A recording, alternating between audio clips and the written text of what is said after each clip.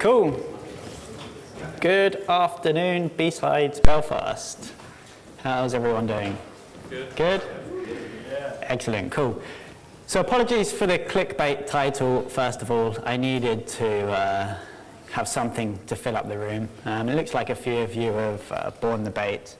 But I'm going to switch things up from a lot of the talks we've heard today and speak a bit less technically about cybersecurity and a bit more about some of the natural human biases that go into some of the poor decisions we make and more broadly consumers make when it comes to security. Put simply, why we can make stupid decisions.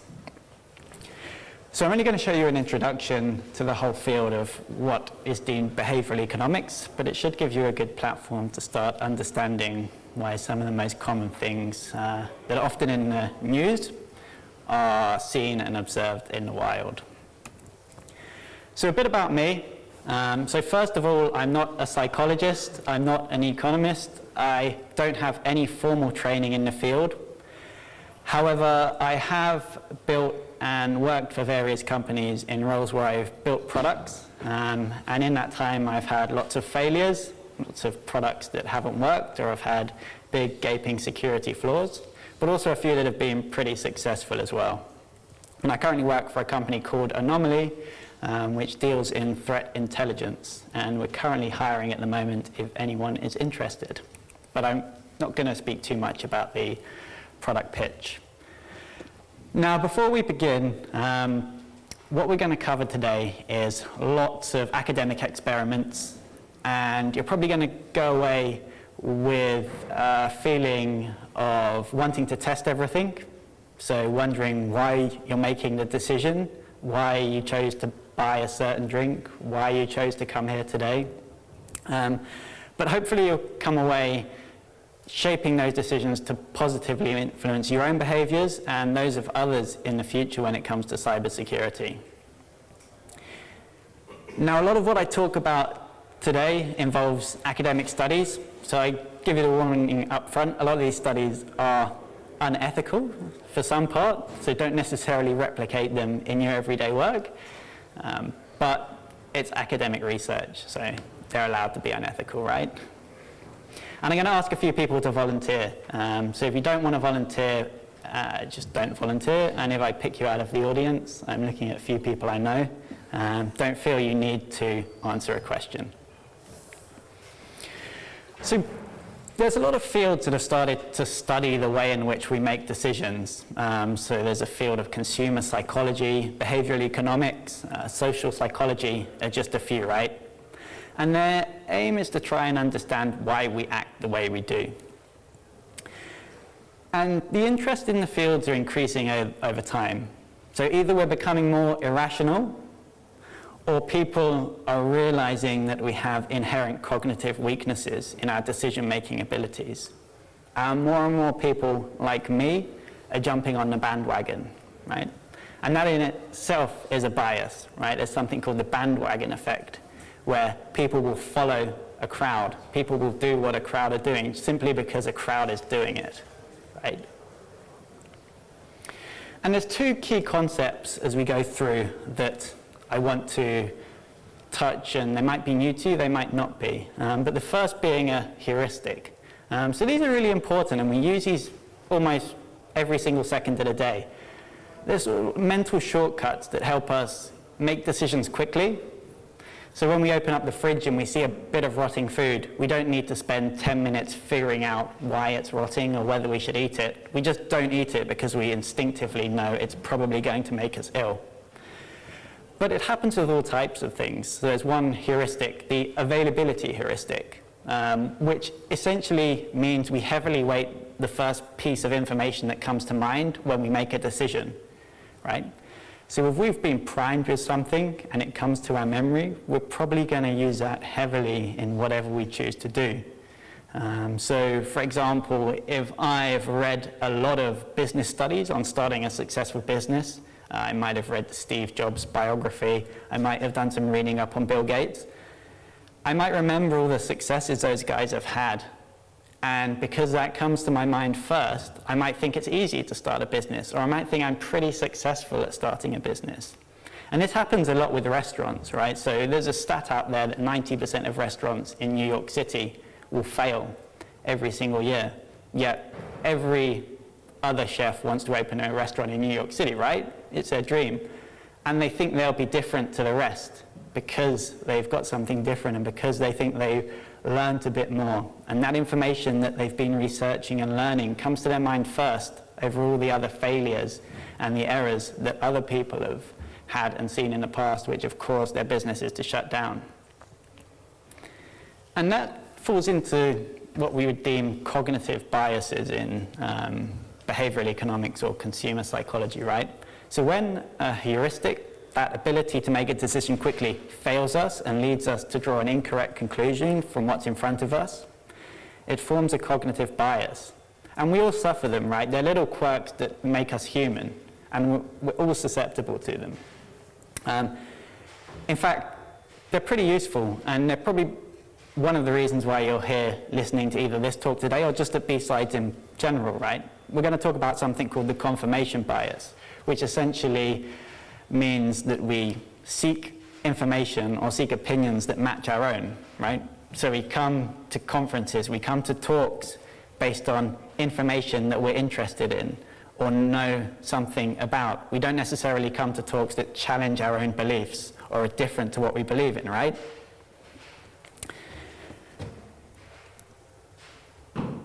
And because of the natural human tendencies we suffer, a lot of people fall victim to them in a security context, right? So when we're talking technically about security, we talk about probabilities, right? We talk about mathematics, right? If I do something, how much better is it going to be than doing something else? What is the risk of change? And we look at this very, very closely, and we might have automated code reviews, right, which tell us where we need to fix things and where we don't. It's either, it's a binary option. It's either we do something or we don't do something. But security is also about feelings, right? We don't necessarily act always rationally when it comes to security. So I went on holiday recently, and it was in the middle of nowhere. We booked a cottage up in Scotland. And there was no one about for miles and miles, yet every single day we locked the front door. There was no one that was going to burgle us, right? We're used to doing it. I live in London, right? So we're used to locking the door, but yet we still did it, even though there was no need to, right? We're just not very good at judging the probabilities of risk. And this is really, really key to security, right? So we hear all the time in the news about security incidents happening, and whole security teams will start to focus on these things, right? And this is because it's right at the front of our mind. It's a new risk, and we want to take it on board. Now, some risks will exaggerate, like those that have just been in the news. Others will tend to downplay, right? So imagine you're standing there and you're being offered 2 glasses of clear liquid, and one of those glasses is being offered by a chemical company, and one is being offered by the Queen, right? Which one of those 2 do you think you would choose? You might not choose either of them, right? But ultimately, you're probably not going to go with that chemical company, right? Because you might inherently think that there's something bad in the water, right? And the fact is, it might just be water. Another good example is, do you feel safer driving, or do you feel safer being driven, right? There's an element of control. If we feel in control, then we don't feel as scared of the risk of crashing. Whereas if your partner or your friend is driving, you might have that uncontrolled element, and you may judge the risk of crashing to be a little bit higher. And it happens again with all types of things. So now that you've been primed with how we consider risks and how we judge risks, I'm going to talk about 4 biases. So those cognitive biases we touched on at the start, and how they actually fit into a cybersecurity context. So the first mental shortcoming we're going to look at is the confirmation bias. So we've talked a bit about this, but essentially we seek out information that conforms to our beliefs, right? And it happens with news stories, it happens with politics, it happens with the friendship groups we choose to associate it with. So I'm going to do a bit of audience participation, and if anyone wants to volunteer for a quick little experiment, it would be much appreciated. No? No takers. Okay, we can go ahead without doing that. So a sequence of numbers here, right? 2, 4, 6. Can anyone guess the next number? In fact, let's do it a bit differently, right? So looking at those sequences of numbers, I will give you the opportunity to shout out what you think are the next 3 numbers in that sequence. And I will simply tell you whether it conforms to the rule that I have written down here on the slide deck, or whether it doesn't conform to the rule. And then when someone thinks they're confident with what the rule is, then they can shout it out. Or if no one shouts out, I can just tell you what the rule is, and we can skip this entirely. So does anyone want to have a guess as to what the next 3 numbers are in that sequence? 10. So a sequence of 3 numbers. So 10, 16. Yep, they conform to the rule. Any other guesses? 10, 12. Yep, conforms to the rule. Can anyone guess what the rule is from that? Is it just the numbers are greater as you go along? It's just they're always bigger? Yep, exactly that. So the rule is that the numbers must be in ascending order, right? So any combination of numbers, 5, 10, 500, 1, 7, 9, all in ascending order. Anything in descending order wouldn't have mapped to the rule, right? So that was a good guess. And actually, it bucks the trend of an experiment that was actually done considering that exact scenario, right? So participants were given the opportunity to submit the next 3 sequences of numbers and submit as many consecutive 3 sequences of numbers as they wanted before they were confident that they knew the rule, right? And when they were confident that they knew the rule, they gave it to the researcher, who would either tell them they were right or wrong, similar to what we've just done. Now, a lot of people followed what we would call positive test patterns. So one of the sequences I think shouted out was 8, 10, 12, right? So in that case, you might think the rule is increasing intervals of 2 or plus 2 every time. Or another group, so one of the most common answers that the researcher saw was multiples of the first number. So you would essentially times the first number by a value to get the next number. What the researchers saw is almost all the participants tried the rule that they had in their mind each time when they submitted a number. So that is, if they thought it was increasing intervals of 2, they would submit 6, 8, 10, then 12, 14, 16. They didn't try a negative test strategy whereby they went against what they thought the rule was, right? So instead of saying 6, 8, 10, they might have said something that they didn't think conformed to the rule, which might have been 10, 8, 6. And if they would have done that, they would have got the correct rule. And you can see in the chart there, right, so what the 75% on that chart is pointing to is that on the first instance when someone called out what they thought the rule was, they were incorrect because they were positively testing what they believed to be the correct rule. They were conforming to their own beliefs and they thought they were right, when in fact if they would have just done a simple test to try and challenge their beliefs, they would have realized that their positive strategy wasn't a very good one.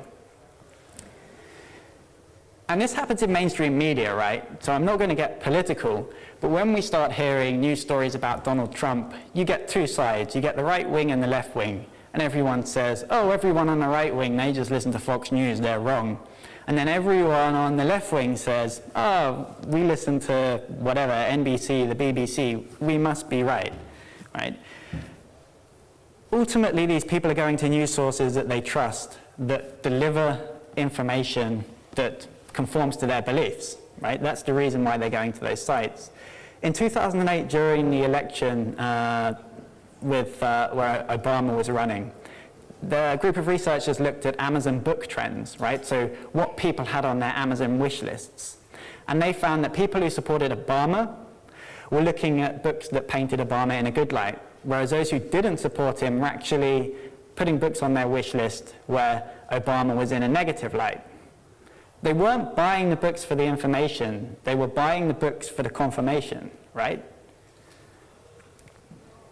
And another experiment done, so this is one where people were looking at support for various issues like gun ownership or abortion, so pretty strong moral issues. And what happened was they were shown a variety of news articles, so 4 news articles in total, 2 supporting their beliefs, 2 opposing their beliefs. And what the researchers found was participants spent 36% longer looking at articles that conformed to their beliefs, so supported what they already knew, than those that challenged their own beliefs. Now this is really important, right? Because we all have very strong views about what we're doing, whether it be in a security context or a wider general everyday context, right?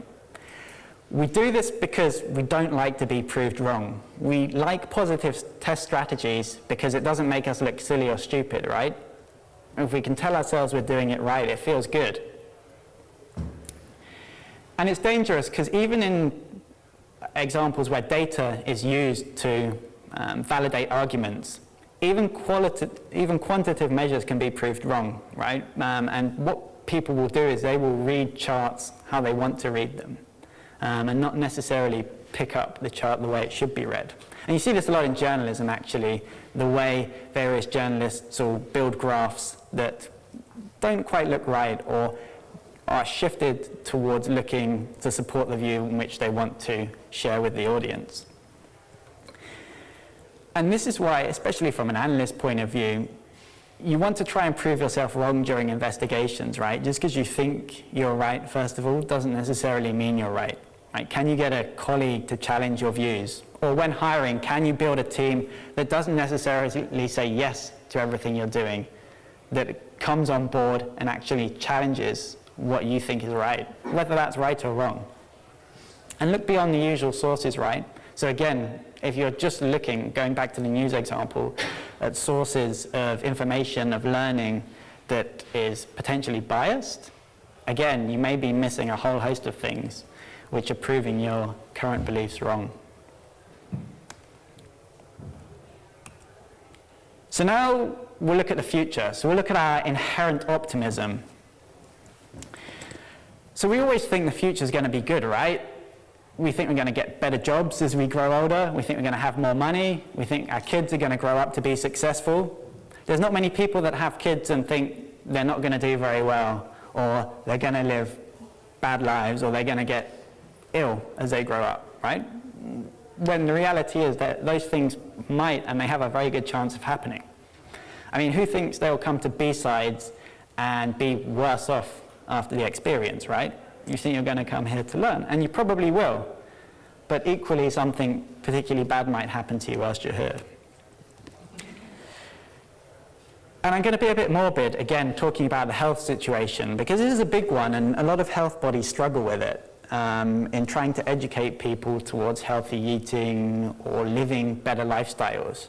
So 50%, so one side of this room, and I'm not pointing to the left side necessarily here, are probably going to get cancer during their lives, right? And that's pretty high. But most people you ask probably don't have cancer on their radar, aren't preparing for it, which is fine. It's not something you should be preparing for. But it's interesting when you start looking at it in how stubborn or how it can influence the way we actually look at things. So here's an experiment.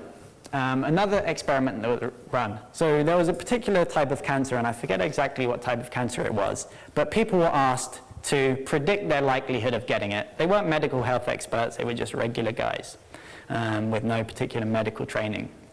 And there's 2 participants here, but this is representative of a much wider study. Participant A on the left, their first estimation of getting cancer was 40%. So pretty low optimism for their own lives. They were pretty ranking their chance of getting cancer highly. The other person, so participant B in this example, thought he was much more robust, much stronger. That chance of getting cancer was just 10%, right? Which, as we've already seen, is way below what the reality is. Now, this particular type of cancer in the type of person they were using for the study, the actual likelihood of them getting it was 30%. So 3 in 10 people were likely to get cancer. And they were told this once they submitted their original estimation. And then they were asked again, so what are your chances of getting this particular cancer, right? So you think, having just been told your actual probability of getting cancer, you would probably line it up to that base estimate, or at least put it pretty close. Participant A did exactly that, right? So their second estimation, they said, okay, yeah, 13%, okay, that's fine. It's a bit better than what I estimated. They've got a better chance of longevity. I now estimate it to be 31%. Participant B was a lot more stubborn, right? Having been told his chances were 30%, he thought he was a bit more likely to get cancer, but only 4% more, right? He was really stubborn in changing his belief, and he was still thinking, yeah, it's probably not going to happen to me in my lifetime, even though all the research would suggest otherwise. And as I say, that's widely represented across a study of 1,000 people, right? And these are the similar results to what we are seeing across that whole experiment.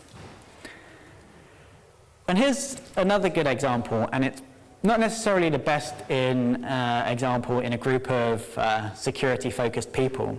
However, when you ask the general public what their own risk of being phished or what their own risk of falling victim to a hack is, they often will tell you it's pretty low, right? They'll tell you, oh, I have pretty good internet security practices, or I don't go to sites that are potentially going to affect me or vulnerable. I just look at Google and the news and browse Facebook, right? That's all I do on the internet. But then they might have a friend who's very similar in their social situation, but they'll say, yeah, if you look at John, he's probably going to get phished. He's probably going to click some silly link on Facebook and get hacked, or he's going to give his bank details over the phone when someone calls him up, right? Even though their lives are pretty similar. And again, that sort of outcome has been represented in a number of studies. So one on online privacy in this example, right? Essentially, participants were given a list of questions about online privacy and security and what they thought, and they were asked to rank these various behaviors on a 1 to 7 ranking. So 1, I'm not going to fall victim to it, to 7, I'm probably going to fall victim to it, right?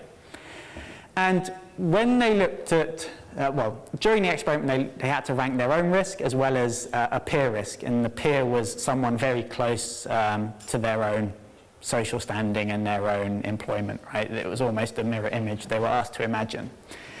And you can see here, right, the self-risk, so the actual risk of falling victim to any of those privacy problems was lower than that they believed of their peer. So they were optimistic about themselves, but actually we've got an optimism bias for our own situation, but we're not so optimistic for others, as that study shows there. And this is something that can be avoided quite easily, right? People have a sense of invincibility. And as I say, people always think the future for themselves is going to be better. We have a desired end positive state, not a negative state. And one of the reasons for that is we have more information about ourselves, right? We know our own preferences, we know our own behaviors. We don't necessarily know our next door neighbor's preferences as well, even our best friends. So we need to take away that feeling of invincibility. We need to introduce negative events and the consequences of negative events. And a lot of companies do this at the moment, right? So what they do is they want to make bad events more retrievable from someone's mind. So instead of them being overly optimistic, you bring them back down to earth, right? So Facebook's a good example. As you click a link moving away from the site, it might be a completely genuine link, but there's a second step there that says, are you sure you want to move away? Have you considered the risks of going to a third-party site, right? Even that's not perfect because a lot of people are going to ignore it, But it's that extra step that's making people think, well, should I be so positive about where I'm going next? Do I need to think about it twice?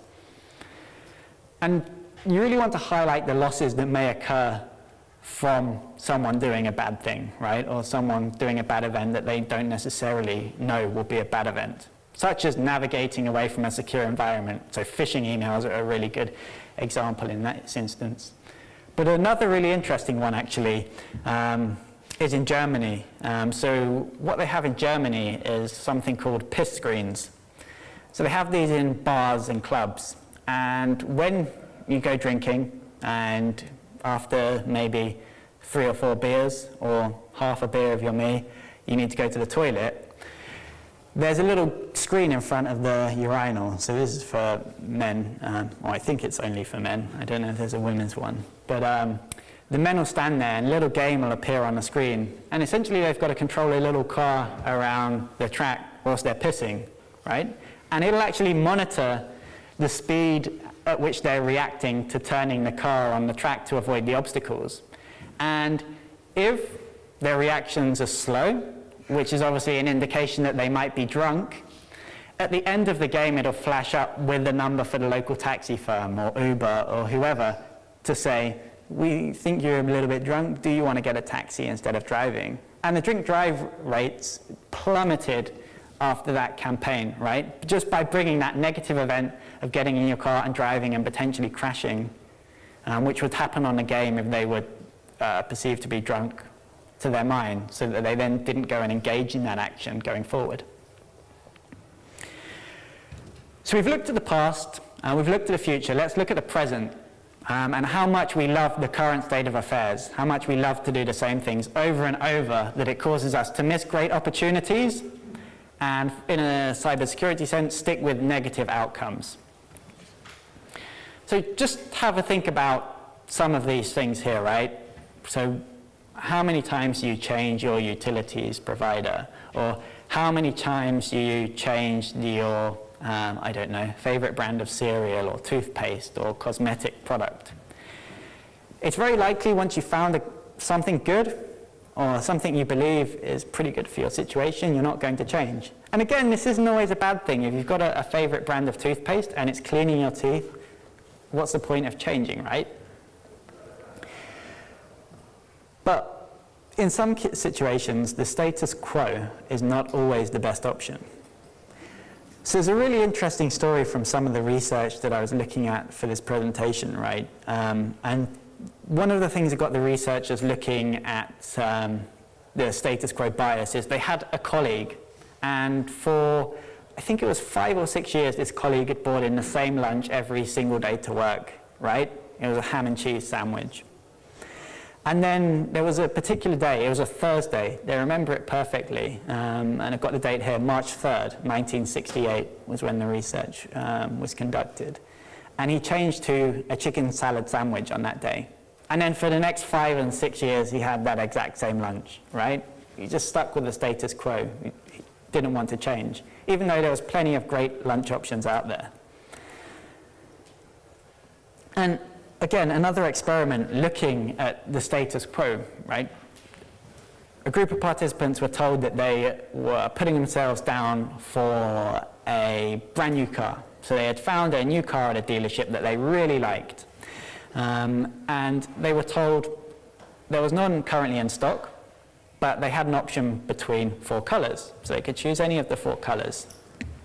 Now, a week before they went to pick the car up, they were then told 3 various situations. So the groups were essentially split into 3 groups. So a week before, they were called again and said by the dealership, you can have any car color you want. What color do you want? Do you want the red one? Do you want the blue one? Do you want the white one? Or do you want the green one? In that case, 22% opted for the red car. Now, the next group, so they were first told when they got that phone call, actually, we've only got the red car available. Do you want it? And they said, yeah, we'll have any car. We wanted any car color, that's fine. And then they got to the dealership, and actually every car was available. And the dealership said, do you want to change your mind? Well, actually, Most of them didn't want to change their mind. 53% stuck with the red car. So way above the 22%, right, that we would expect. And the same thing happened, but the other way around. So they were offered the blue, white, or tan one, not green one, sorry. And the ones who selected that when they got the first phone call because the red car wasn't available, again, decided to stick with that decision. This time only 15% went with the red car when they were given the opportunity, when it became available at the dealership. So moving this into sort of real life situations, this has big impacts, right? So the organ donation rate in Austria is 99%. In Denmark, it's 4%. Does anyone know the reason why? Exactly, right?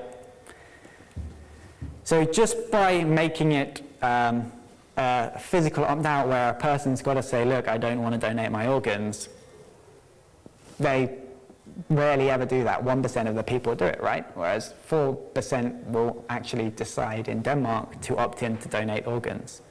And for anyone wondering, in Scotland and Wales, it's opt-out. In England and Northern Ireland, it's opt-in. And I'm not sure of the exact rates, but you can be pretty sure they're probably quite similar to that. And this is pretty important when we start talking about privacy in some respects.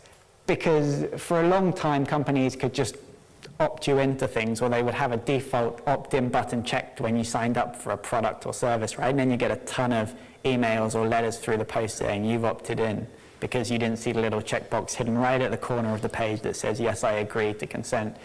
The EU has kind of brought in a load of laws against that, but it still exists in some places.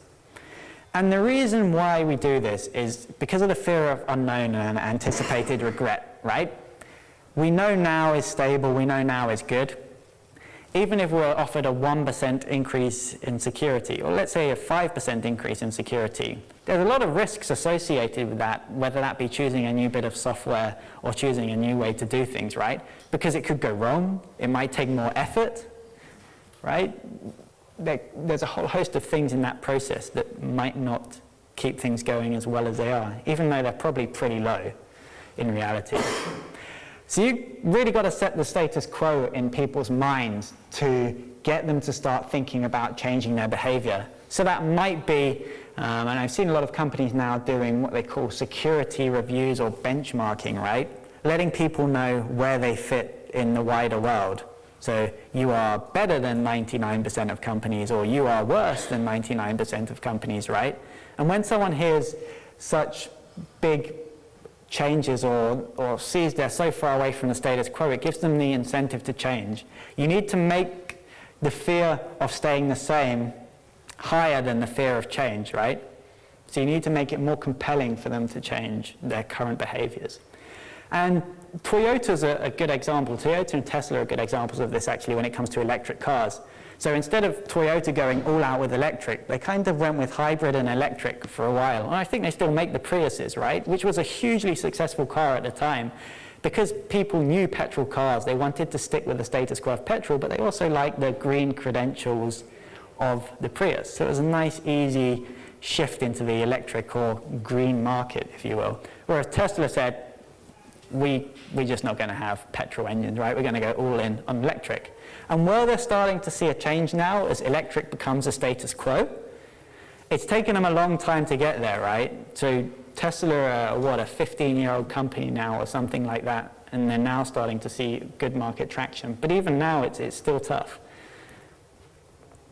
So finally, and I've got 5 minutes for this, but it's fine, we've got enough time. So we're looking at anchoring, right? So I'm going to talk about why we're really lazy when we make decisions and rely way too much on the first bit of information that we're told. Right? So I'm not going to invite anyone to stage because I don't think anyone would nominate themselves. But if you have a think in your head what the answer to this question is. Anyone know the answer? Anyone want to shout out an answer? Like 100,000. 100,000. Close. The answer is 40,320, right? Not many people can do a math question like that very quickly unless they've been pre-warned that it's coming. But an experiment was done with two similar questions. One where the numbers were descending, one where the numbers were ascending, right? And these were two different groups, and they were asked to predict the answer, sorry. Group 1, where the numbers were descending, so 87654, predicted the answer to be 2,250.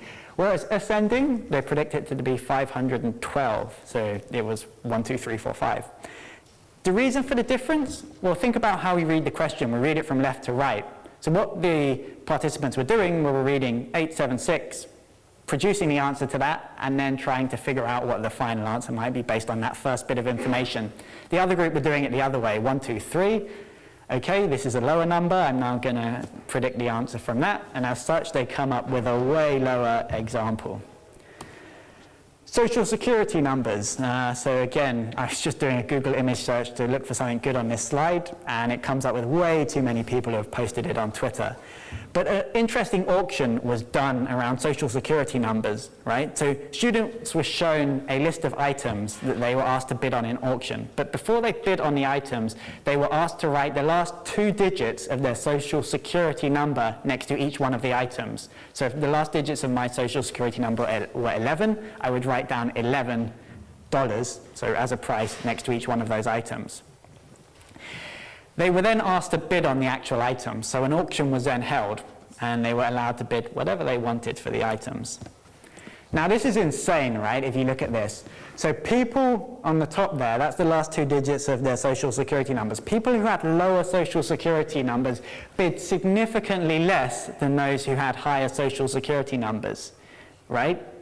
It was, in some cases, 346% higher.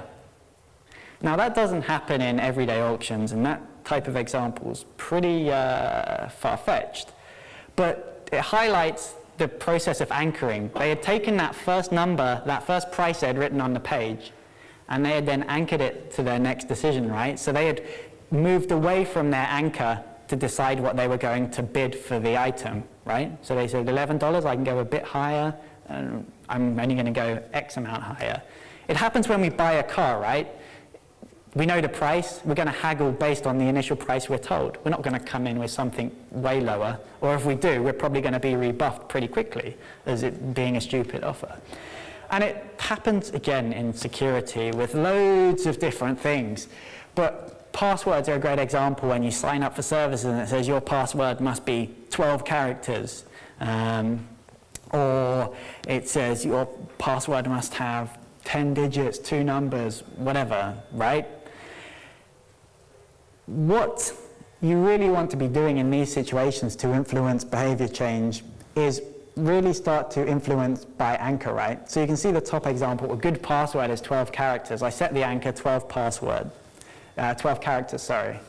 Whereas if you say your password must be between 6 and 20 characters, I have no real anchor to go on, so I'm probably just going to choose the lowest number. I'm going to go with 6 characters, just because it's, again, the easiest. There's no idea of, in this case, a status quo, but also an anchor.